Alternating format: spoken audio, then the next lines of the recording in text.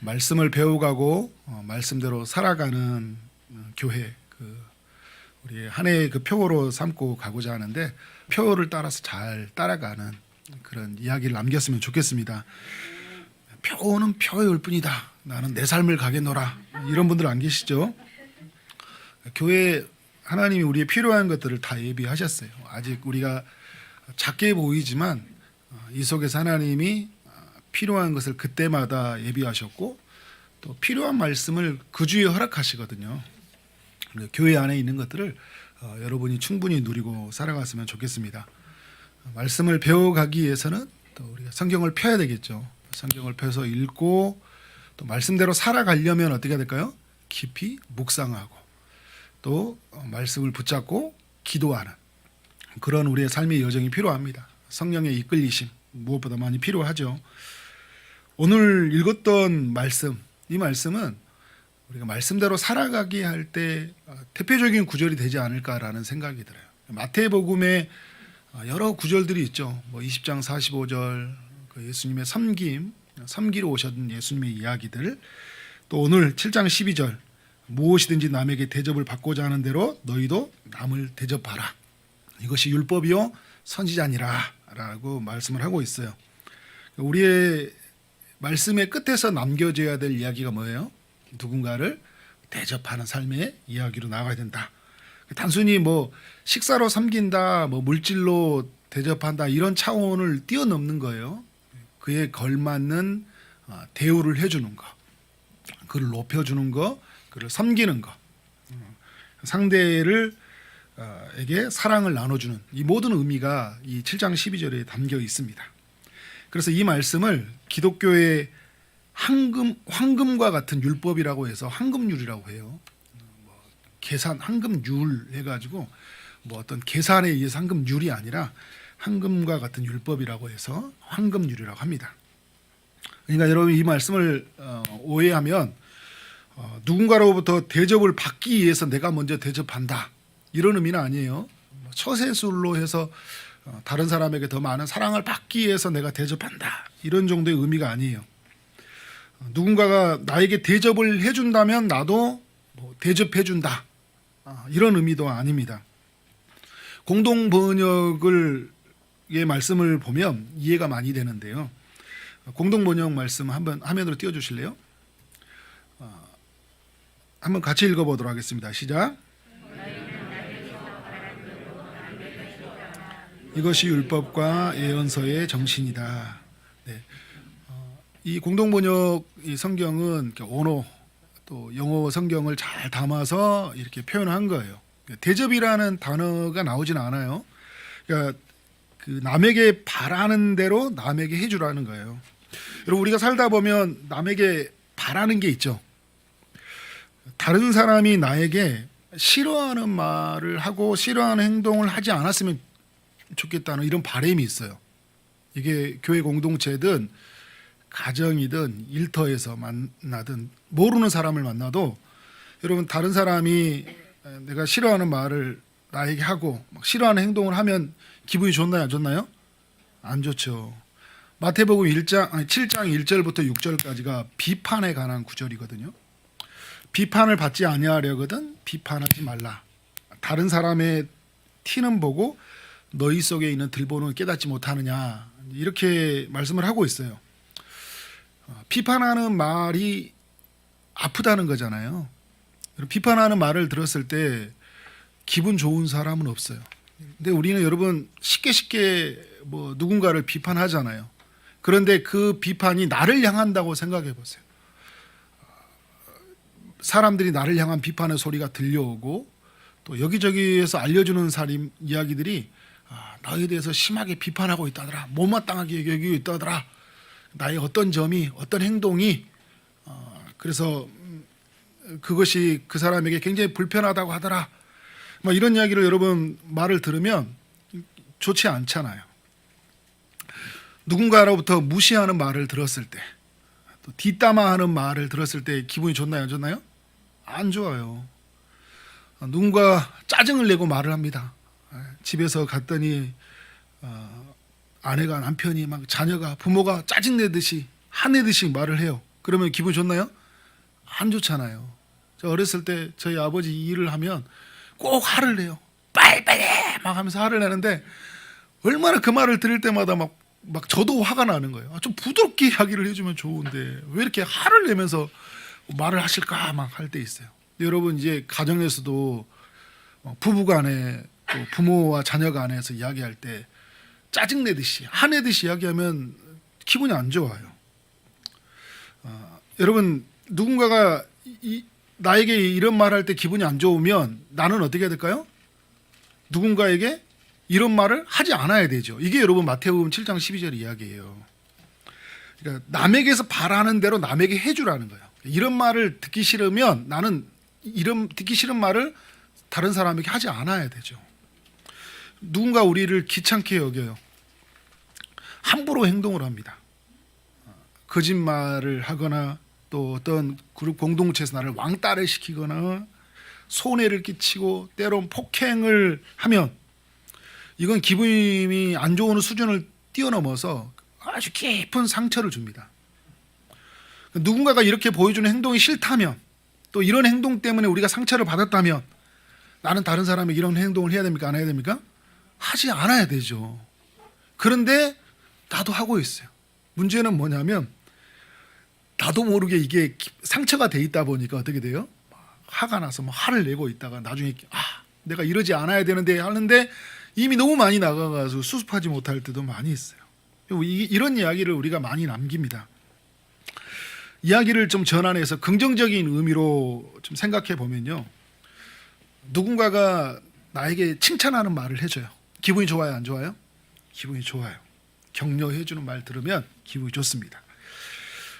낯선 길을 가는데 친절하게 길을 알려주는 거예요. 어디로 가야 하면 좋은가 했더니 그 사람이 자세히 알려줄 뿐만 아니라 내가 가는 길까지 막 따라와서 자세히 알려주는 거예요.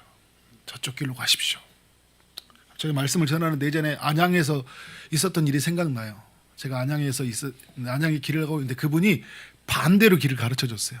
한참 가고 있는데 그분이 다른 분 이야기할 때 반대로 오셔서 저쪽 뒤로 가시라는데 얼마나 기분이 나쁘던지, 그죠? 근데 누군가가 여러분 낯선 길을 갈 때 친절하게 알려주면 너무 좋아요. 차를 타고 운전을 하는데 내가 빨리 가야 돼요.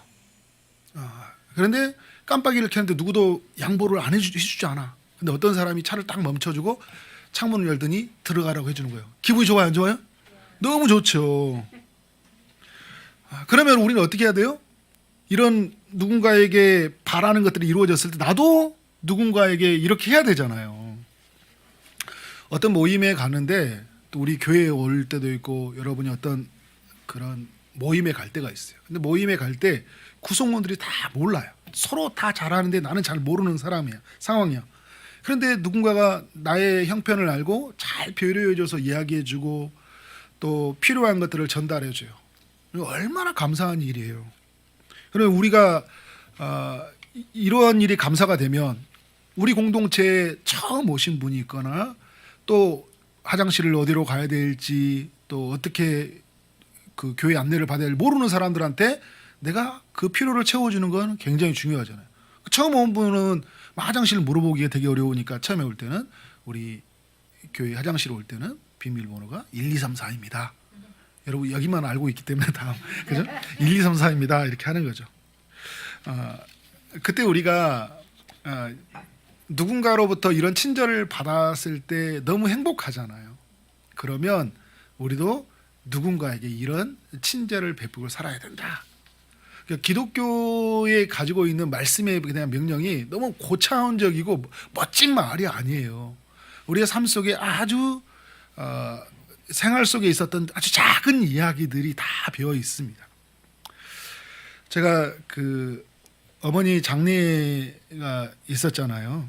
한 달도 좀 안 됐는데 이 한 2달 동안에 너무 많은 일들이 지나갔어요. 어머니가 병원에 입원하시고 그리고 어려움을 당하시고 이독하시고 돌아가시는 이런 과정들이 있었어요. 그때 많은 분들이 저를 위해서 관심을 가져다주고 또 기도해주고 해서 감사하고 또 장례가 치루어지는 과정에서도 또 많은 분들이 도와줘요. 저희 집이 정말 시골의 집이 그 어머니의 집이 아버지가 그 돌아가시면서 준 그 죽음과 함께 바꾼 집이거든요. 그러니까 아버지가 남기고 간 마지막 선물이에요. 항상 남의 집에 살다가 그 남의 문중살이 막 이런 살이 했잖아요. 초가집 살이 했는데 그 아버지가 죽은 보상비로 시골의 집을 얻었죠. 그러니까 아버지가 저희들에게 마지막에 해주고 간 대접이에요. 근데 그 집이 이제 어머니가 어머니에게 준 건데 어머니는 이제 더 이상 살 수가 없잖아요. 어머니가 이제 더 살 수가 없어서 이제 이 집을 팔려고 내놓았어요. 근데 금방 어떤 분이 마침 그게 필요한 사람이 있어요. 그 집을 사겠다고 했어요.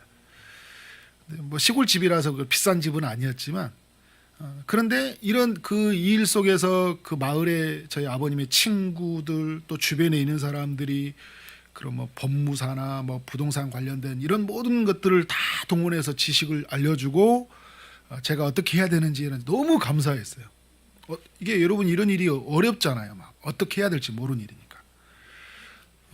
진짜 그 관공서에 가는데 잘 모르잖아요. 어떤 서류를 해야 될지. 그냥 서류만 그 가져오는 문자 뭐뭐 가져오세요 이렇게 했는데 그 안산에 그 저희 뭐 중앙동에 있는 주민센터에 갔더니 친절하게 너무 잘 알려주고 이 부분을 모르는 부분들을 막 그분들끼리 서로 의논해가지고 그리고 저희 지역에 나주에 있는 그 사무소까지 행정센터까지 연락해가지고 주고받아서 그 부분을 처리를 해주더라고요.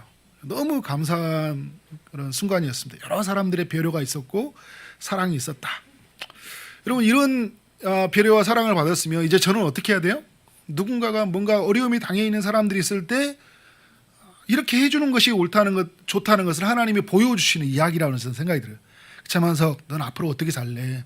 누군가 어려운 일이 생겼을 때 어디에 가서 어떤 소리를 떼어야 되고 무엇을 해야 될지 모를 때 네가 먼저 경험했으니까 이 사람에게 이런 은혜를 나눠주고 이런 필요를 채워주면 좋겠다라는 하나님의 메시지죠. 제가 개척을 앞두고 어떤 교회를 해야 될지 어떤 목사가 되어야 될지 막막하더라고요. 목사님들한테 전화를 걸면 먼저 개척했던 목사님들 있잖아요. 전화를 걸면 혹 바쁜데 내가 이렇게 폐를 끼치는 건 아닐까라는 생각이 들었어요. 근데 목사님들이 너무 저한테 친절하게 알려주는 게 얼마나 감사한지 몰라요. 우리 그린시티 교회에 있는 조성희 목사님이 물어봤죠. 목사님 어떻게 해야 됩니까? 했더니 한 전화로도 1시간 정도를 바쁜 와중에 저한테 자세하게 설명을 해주고 자기 교회로 오라는 거예요.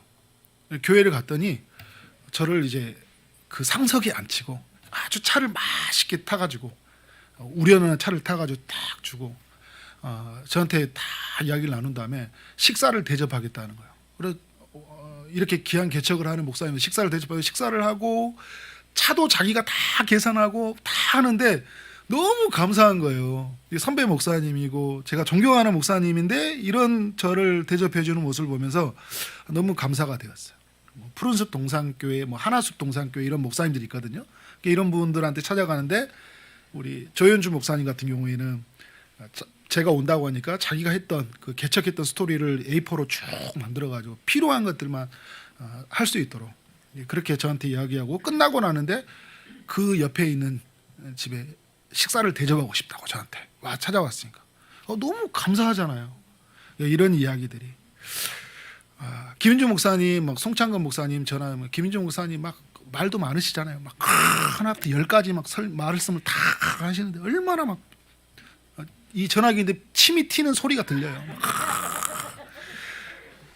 너무 감사했습니다. 이런 이야기를 통해 저에게 주는 메시지가 뭐예요? 누군가 혹 이제 개척하는 사람이 있고 무슨 일이 처음 하는 사람이 있을 때 이렇게 최선을 다해서 섬겨주고 배려해주고 도와주는 것, 이것이 바로 우리의 믿음의 삶이라는 것을 하나님 먼저 겪게 하신 거죠. 그래서 살다 보면 이렇게 이타적이고 헌신적인 사람을 만날 때가 있어요.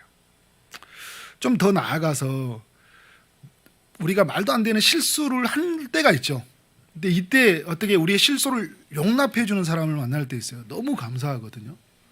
어떻게 서야 될지 모르고 미안해서 안절부절하지 못할 때 그 실수를 덮어주면서 우리가 실수 때문에 트라우마가 되지 않도록 또 그가 기가 죽지 않도록 잘 배려해 주는 사람들을 만날 때가 있어요. 더 나아가서 정말 용서받지 못할 만큼 큰 죄를 저질렀는데 용서해 주는 사람을 만날 때가 있어요. 마치 두 아들을 죽였지만 용서해 주고 양아들로 삼았던 손양원 목사님과 같은 사람을 만날 때도 있죠. 이런 사람을 만나게 된다면 우리의 삶 안에 어떤 기쁨이 있습니까? 그 용서받은 기쁨, 실수를 용납해 주는 기쁨, 나의 그 모르고 낯선 이런 것들을 친절하게 배려해 주는, 나의 필요를 채워주는 여러 기쁨들을 우리가 경험하게 됩니다. 여러분, 이런 기쁨을 제공해 주는 사람들, 그들이 마태복음 7장 12절의 삶을 사는 사람들이죠. 그리고 이제 우리는 어떤 삶을 살아야 됩니까? 마태복음 7장 12절의 삶의 이야기를 남기고 사는 사람들이 되어야 될 줄 믿습니다. 나는 사람들로부터 이런 사랑을 받아본 적이 없습니다, 이런 배려를 받아본 적이 없습니다 라고 말하는 분들이 혹 있을지 모릅니다.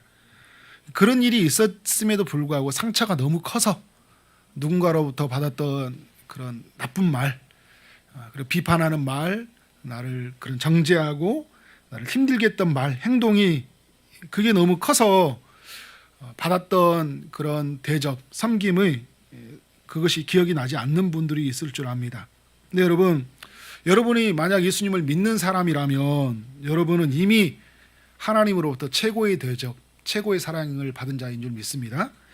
로마서 8장 32절이 하나님이 우리에게 어떤 사랑을 베풀어 줬는지, 어떤 섬김으로 대접해 주셨는지를 알려주는 말씀이에요. 8장 32절 말씀 다 같이 한번 읽어볼까요? 시작. 자기 아들을 아끼지 아니하시고 우리 모든 사람을 위하여 내어주신 이가 어찌 그 아들과 함께 모든 것을 우리에게 주시지 아니하겠느냐. 아멘. 하나님이 우리를 위해서 자기 아들을 아끼지 아니하고 내어주셨다고 합니다. 우리가 죽어야 할 자리에, 그 자리에 예수님을 내어주신 거예요. 우리가 죄의 값을 물어야 되는데 예수님이 대신 죄의 값을 물으는 자리에 가셨고, 그 죄의 값을 따라서 우리는 죽어야 되는데 예수님이 대신 죽도록 하나님이 내어주셨다는 거예요. 누구를 위해서요? 우리를 위해서.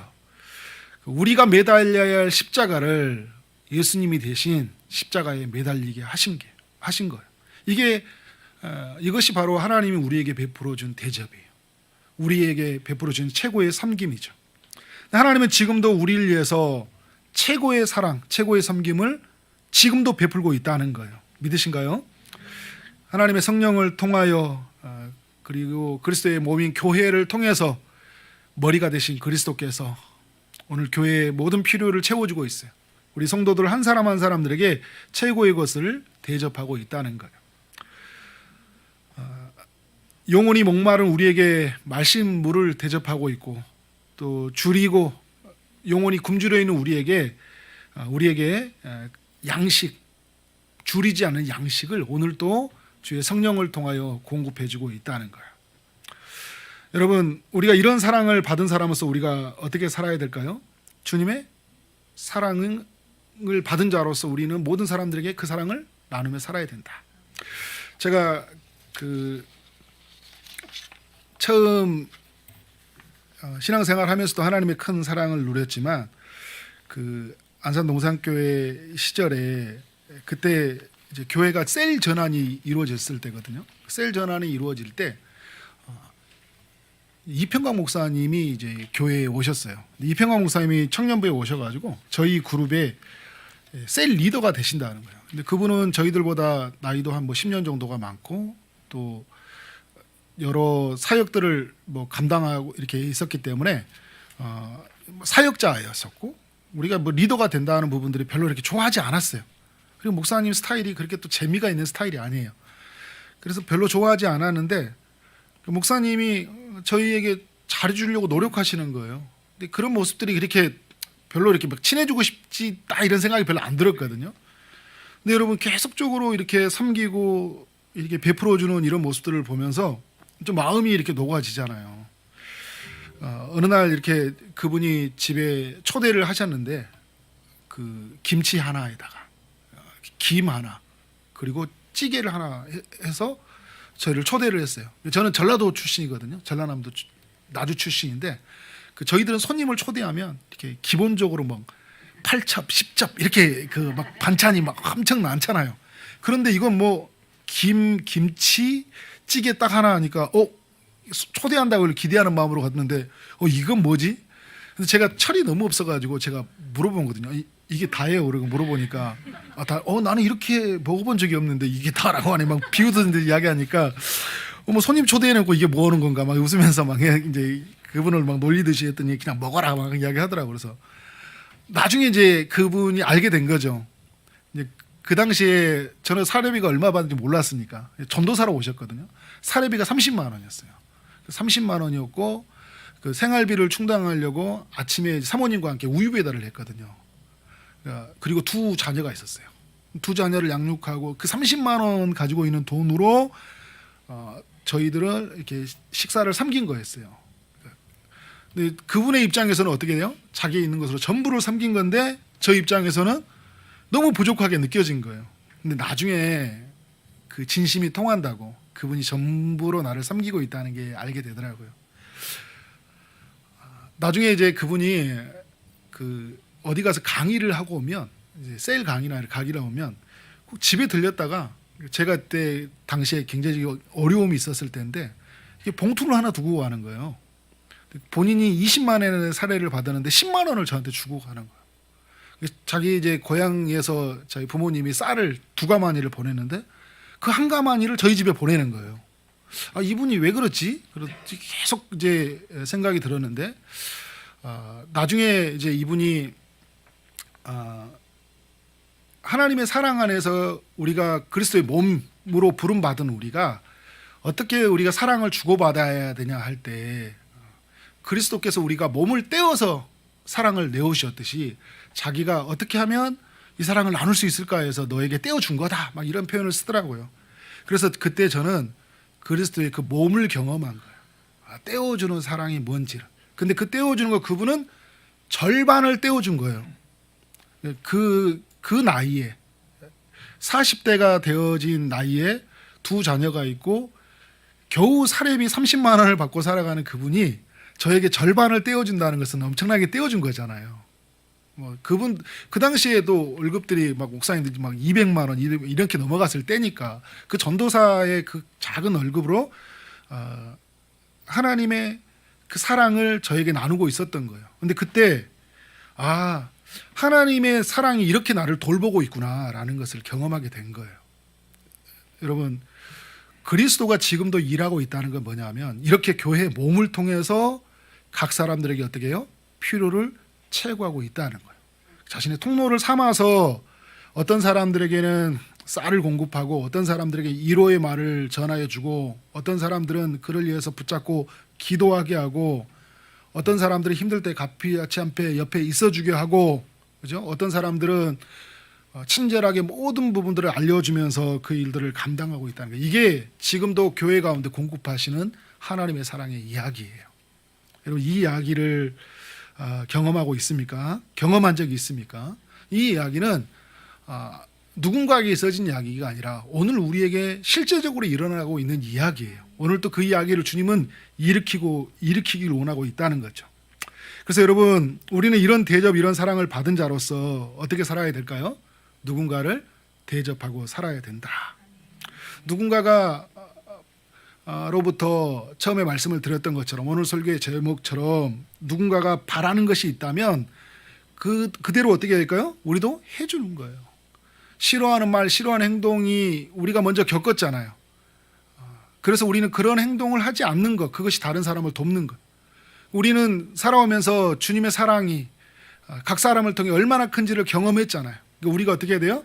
그렇게 도와주고 섬기고 나아가는 것. 그것이 오늘 우리가 이 시대에 살아가는 삶이다. 그래서 마태복음 7장 12절은 위대한 사랑의 법이라고 해요. 율법의 정신이 담긴 아주 중요한 말씀이 바로 7장 12절이에요. 내 이웃을 내 몸과 같이 사랑하라는 이 구절의 의미를 다 담겨 있어요. 무엇이든지 남에게 대접을 받고자 하는 자들로 너희도 남을 대접하라 하는 이 구절 속에 내 이웃을 내 몸처럼 사랑하라는 것이 다 담겨 있다는 거죠. 여러분, 내 이웃을 내 몸처럼 사랑한다. 남에게서 어떻게 된가요? 대접을 받고자 하는 대로 너희도 남을 대접하라는 이 구절이 같이 일맥상통한다는 거예요. 그래서 황금과 같은 율법이라고 해서 황금률이라고 하는 겁니다. 우리는 이 이대한 사랑의 법, 황금과 같은 이 말씀의 법을 우리의 교회에 적용해야 되고 또 우리의 가정에 적용해야 되고 우리의 일터에 적용해야 되는 줄 믿습니다. 이 말씀에 감동하는 수준으로 사는 사람들이 아니에요. 로이드 존스 목사님이 산상수훈의 강해에서 이런 이야기를 하더라고요. 많은 사람들이 이 구절에 감동을 하는데 이 말씀대로 살아가지 않는다는 거예요. 이 말씀대로 살아갔더니 이야기는 듣는데 그것이 오늘 우리의 이야기로 듣지 않는다는 거예요. 만들지 않는다는 거예요. 그 마태복음 7장에서 하는 이야기가 뭐예요? 우리가 말씀을 듣고 행하는 자여야 된다라는 것이 7장의 결론이거든요. 우리는 어떻게 살아야 된다는 거예요? 7장 12절의 말씀이 우리의 삶의 이야기가 돼야 된다는 것이죠. 산상수훈의 이 마태복음 5장부터 7장까지라고 이야기를 해요. 왜 산상수훈이라고 이야기하죠? 예수님이 산 위에서 우리에게 가르쳐주는 교훈이라고 해서 산상수훈이라고 합니다. 산 위에서 예수님이 가르쳐주는 이야기가 뭘까요? 구약의 율법을 우리에게 해석해 주셨어요. 저도 여러분 설교를 할 때 말씀을 묵상하면서 씨름을 하거든요. 힘든 구절을 만날 때가 있어요. 해석이 어려워요. 그래서 여러 주석가의 도움을 받습니다. 여러 문맥을 찾아보고 그 단어의 의미를 생각해보고 또 여러 주석가들이 내놓았던 이 이야기를 어떻게 정리했는지를 찾아봐요. 아주 명쾌하게 해석해주는 주석가를 만날 때 얼마나 행복한지 모릅니다. 구약에 모세를 통해 하나님이 율법을 주셨잖아요. 법을 주셨는데 사람들이 이 부분을 해석을 잘 못하는 거예요. 많은 유대의 학자들이 있었죠. 종교 지도자들이, 바리새인, 서기관들이 있었어요. 그들이 가졌던 해석은 뭐냐면 그냥 율법에 가지고 있는 어떤 조항들을 지키냐, 어떻게 지키냐 라는 것들이었어요. 근데 여러분, 이 율법에 담겨 있는 중요한 것들이 있어요. 그건 뭐예요? 하나님을 사랑하고 이웃을 사랑하는 거예요. 근데 사람들은 하나님을 사랑하고 이웃을 사랑하라는 이 중요한 핵심에 집중하는 것이 아니라 내가 종교인으로서 어떻게 해서 나의 어떤 그 모습을 갖출 것이냐, 내가 유대인이라면, 내가 이스라엘 사람이나 선택받은 사람이라면 이러이러한 행동을 해야 된다는 어떤 단순히 행위 규범에 머물러 있든지, 그래서 나는 그 행위 규범을 따라서 했기 때문에 나는 구원받은 사람이다, 하나님의 백성이다라는 그런 자의식, 이런 정도에 머물고 있었던 거예요. 뭐가 작동하지 않은 거예요? 이 율법 속에 담겨 있는 근본적인 정신, 하나님을 사랑하고 이웃을 사랑하라는 정신이 담겨 있지 않는 거예요. 예수님이 그래서 구약의 율법을 인용하셔서 해석을 해주시는 거예요. 이 속에 뭐가 담겨 있느냐는 거예요. 하나님의 사랑이 담겨 있다는 것이죠. 그래서 여러분, 간음과 살인에 대한 이야기를 할 때 어떻게 이야기합니까? 마음으로 음욕을 품은 것마저도 간음이라고 하고, 그리고 마음을 미워하는 것마저도 살인이라고 이야기하는 거예요. 더 높은 가치 윤리의 차원에서 말씀을 전하는 거예요.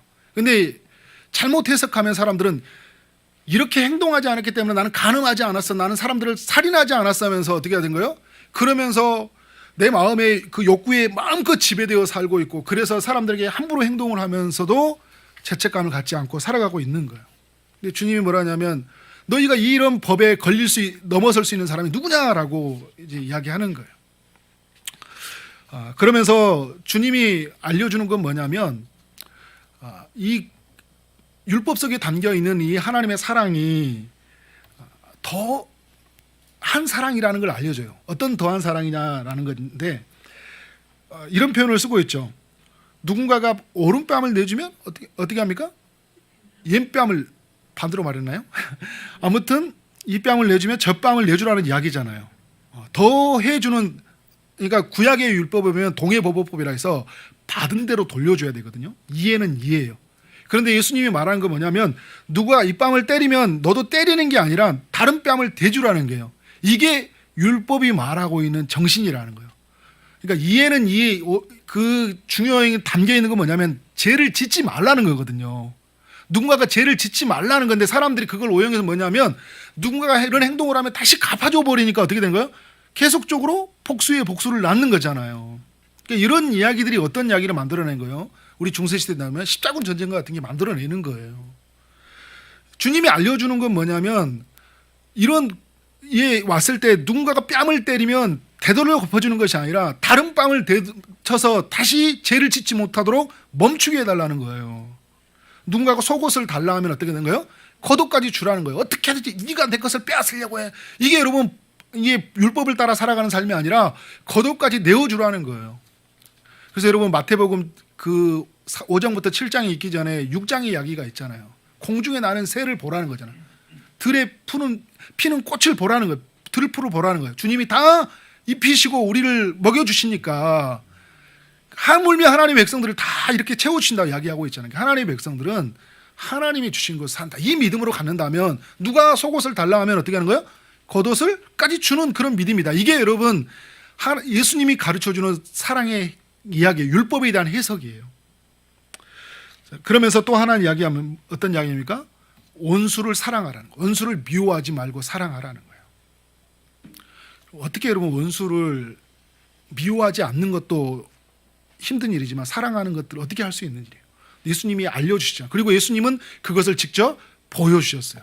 자신의 십자가를 못 박는 자들을 향해서 그들을 용서했고 그리고 그들을 위해서 대신 죽으셨잖아요. 말씀하실 뿐만 아니라 그렇게 사신 분이 바로 예수님이었어요. 그러니까 율법에 대한 해석을 해주실 뿐만 아니라 그것이 그 율법에 대한 중요한 이 사랑이 무엇인지를 자신의 몸으로 보여준 거예요. 그러면서 마지막에 결론과 같은 구절이 바로 7장 12절인 거예요. 너희가 무엇이든지 대접을 받고자 하는 대로 너희도 대접하라. 이것이 율법이요 선지자니라. 이것이 율법이 가르쳐주는 교훈이라는 거예요. 선지자들이 그렇게 외쳤던 그런 가르침이라는 거예요. 그러니까 구약에 가지고 있는 하나님의 사랑과 이웃을 사랑하는 그 대표적인 그 우리의 삶으로 실천적으로 알려주는 구절이 있다면 바로 7장 12절 말씀이죠. 20장 45절의 말씀이 또 그런 말씀이라고 할 수 있습니다. 그래서 여러분 우리는 이 땅을 살아가면서 어떤 사람들에게 무언가를 대접해 간다고 할 때 뭔가 받았기 때문에 받은 만큼 기브 앤 테이크 정도만을 하는 게 아니에요. 우리는 받지 않아도 어떻게 됩니까? 더 줄 수 있는 마음이 있어야 돼요. 왜냐하면 우리는 누구로부터 어떤 것을 받았습니까? 우리는 하나님으로부터 최고의 사랑을 받고 있기 때문에 최고의 섬김을 오늘도 받고 있기 때문에 우리는 살아가면서 저 사람이 나한테 인사를 했기 때문에 인사해주고 저 사람이 나한테 뭔가를 하나 전해줬기 때문에 전해주고 이렇게 살아가잖아요. 늘 우리는 기브 앤 테이크로 살아가요. 예수를 믿는 사람들의 이야기는 뭐냐면 기브 앤 기브예요. 주고 어떻게 합니까? 또 주는 거예요. 무언가를 해줬기 때문에 하는 방식은 세상 사람들의 이야기예요. 그래서 마태복음 5장에서 예수님이 가르쳐주는 이야기가 뭐냐면 제자들에게 사랑하는 사람들만 사랑해주고 그 형제들에게 무난하는 것은 이방인들도 다 그와 같이 하는 거라고 하는 거예요. 안 믿는 사람들도 다 그렇게 산다는 거예요. 예수를 따르는 사람들, 하나님의 사랑을 받은 사람들이라면 어떤 사람들이라는 거예요? 그렇게 해주지 않았음에도 불구하고 우리는 최고의 섬김, 최고의 대접을 받는 자로서 이렇게 살아가는 것이다 라는 것이에요. 그래서 여러분 우리에게 찾아오는 모든 사람에게 우리는 가장 좋은 것으로 대접해야 되는 줄 믿습니다. 가장 가까운 사람, 우리 사랑하는 아내, 사랑하는 남편, 자녀에게, 부모에게 그 사랑으로 대접하는 여러분 되길 원합니다. 어떤 사람도 차별 없이 아주 오랫동안 더 넘치도록 아낌없이 섬겨주는 우리의 삶이 되길 원합니다. 오늘 여러분 이 말씀이 7장 1절부터 6절까지는 비판에 관한 구절이고 그리고 이 앞절의 구절이요. 그리고 7절부터 11절까지는 기도에 관한 말씀이거든요. 오늘 이 말씀을 어떻게 보면 7장 6절 다음에 있어야 될 구절 같아요. 비판하지 말라 하면서 우리는 대접하는 삶이어야 된다 해야 되는데 왜 기도 다음에 이런 구절을 넣었을까요? 후쿠마라는 주석학자가 뭐라고 하냐면 우리의 기도의 응답이 바로 대접이어야 된다는 거예요. 저는 이 그 7장 7절부터 12절까지 기도의 응답담의 이 대접에 관한 이야기를 가장 잘 보여주는 사람이 조지 뮬러라는 생각이 들어요. 여러분 조지 뮬러 아시죠? 1805년부터 1898년도를 살았던 지금으로부터 200년 전에 살았던 인물이에요. 고아의 아버지라고 하는 분이에요.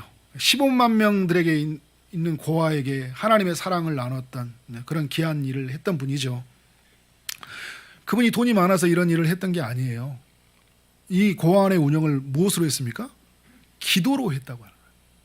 그래서 여러분 5만 번의 기도의 응답이라고 이야기하잖아요. 자신의 뭐 필요에 채우시는 하나님의 일하심들을 체크해 가는 게 아니라 고아원 속에서 그 사역을 하는 동안 하나님의 일하심들을 순간순간 경험했던 이야기들을 우리에게 알려주는데, 그 고아원에 운영하다 보면 필요한 음식들이 있잖아요. 근데 하나님이 기도할 때마다 누군가로부터 꼭 10파운드가 이렇게 들어오더래요. 그래서 그 돈으로 아이들을 먹였었는데 어느 날 폭우가 쏟아져 가지고 이제 아이들을 먹일 수가 없는 거예요.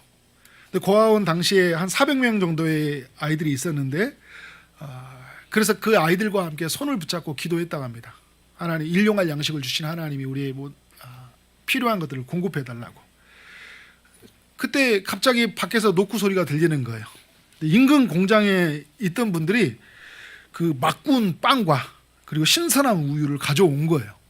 무슨 일인가 하고 들어보니까 이분들이 아침에 야유회를 가려고 그리고 빵을 굽고 신선한 우유를 받았는데 폭우가 쏟아지는 바람에 야유를 못 간 거예요. 그래서 이것을 어떻게 할까 하다가 고아원에 갖다 주면 좋겠다 해서 갖다 줬는데 그게 그 400명에게 필요한 양식이 되었던 거예요. 여러분, 이 이야기가 주는 교훈이 뭐예요? 하나님이 우리가 구하고 찾고 두드리면 구하는 자에게 주실 것이요 찾고자 하는 찾을 것이요 두드린 자에게 열려주실 것이라는 마태복음 7장 7절과 11절의 이야기잖아요. 하나님은 가장 좋은 것을 주신다는 그 말씀이 이루어진 이야기. 그래서 이 교훈을 우리에게 주면서 또 하나의 교훈은 뭐냐면 나의 대접은요 누군가에게 기도의 응답이라는 거예요. 근데 여러분, 그 인근 공장에서 있었던 사람들의 대접의 이야기는 저쪽에서 간절하게 오늘의 양식을 구하는 사람들의 기도의 응답이 되는 거잖아요. 그러니까 오늘 내가 이걸 여러분 우리의 삶으로 가져와서 보면 나의 어떠한 것들이 필요한 것들이 있었어요. 그래서 근데 너무 많아서 이것을 누군가에게 도와주고 싶어서 했는데 그게 그 어떤 사람에게는 간절히 기도하는 기도의 제목이 될 수 있었던 거예요. 그래서 여러분, 우리의 삶에 이런 이야기가 남겨져야 된다. 제가 청년 때 그 청년의 우리 그룹들이 있었던 그 이야기인데, 우리 이제 그 당시에 우리 목정민 집사님도 같이 함께 있었던 그런 이야기예요. 우리 지체 중에 한 명이 그 대학부에서 안산 동산교회 대학부에서 올라왔는데 간사 출신이에요. 근데 굉장히 똑똑해요. 이 지체가 이제 우리 이 모임에 잘 적응을 못하는 거예요. 청년부 분위기가 너무 달라가지고 적응을 잘 못하길래 그래도 겨우겨우 이제 다녔죠. 뭐 장로님 딸이기도 하니까 막 이제 애써 이제 대학부 간사 출신이고 하기 때문에 다녔는데 이게 청년부에 대한 사랑하는 마음이 없으니까 힘든 거예요. 근데 어느 날 이제 기도 제목을 나누는데 이 지체가 뭘 말했냐면 이제 대학원에서 총신대 대학원을 다니고 있었는데 그 대학원에서 논문을 써야 되는데 컴퓨터가 필요한 거예요. 근데 자기 집에 있는 컴퓨터가 고장이 난 거예요. 그래서 컴퓨터가 없어서 걱정이다 기도하고 있었어요. 근데 그때 다른 옆에 있는 지체가 그 기도가 끝났는데 그냥 컴퓨터를 그 앞에 준 거예요. 왜냐하면 나는 지금 이 컴퓨터를 가지고 있는데 이 컴퓨터가 나 사실 이게 필요 없습니다. 노트북이었는데. 그래서 누나가 이 논문을 다 쓸 때까지 이 컴퓨터를 쓰십시오. 바로 그 자리에서 준 거예요. 기도의 그 자매는 기도의 제목이었는데 이 지체는 어떻게 했어요? 대접했잖아요. 그러니까 나의 대접이 어떻게 해요? 누군가는 기도의 응답이 되는 거예요. 그렇게 앞에서도 이루어지긴 하지만 내가 어떤 사람들에게 좋은 말로 그리고 그에게 필요한 것들을 제공해주고 그리고 그를 위해서 모든 것들을 위해서 애써주고 섬겨주고 배려해줄 때 그 사람에게는 그토록 듣고 싶어 했던 말이 될 수 있고 그토록 받고 싶어 했던 섬김이 될 수 있는 거예요. 그래서 여러분 이 7장 12절이 기독교의 황금률이라고 이야기하는 거예요. 구약의 율법을 다 압축시켜서 하나의 말로 말한다면 마태복음 7장 12절이라고 이야기하는 거예요. 기독교의 윤리의 핵심 구절이 하나라고 꼽으라면 그래서 많은 사람들이 마태복음 7장 12절의 이야기를 꼽고 있는 것입니다. 저는 우리 사랑하는 성도님들이 이번 한 주를 살아가는 동안 그리고 한 해를 살아가는 동안 마태복음 7장 12절의 이야기를 남기는 삶이 되어지기를 소망합니다. 그렇게 살아가는 여러분 되어지기를 주님의 이름으로 축원합니다. 아멘.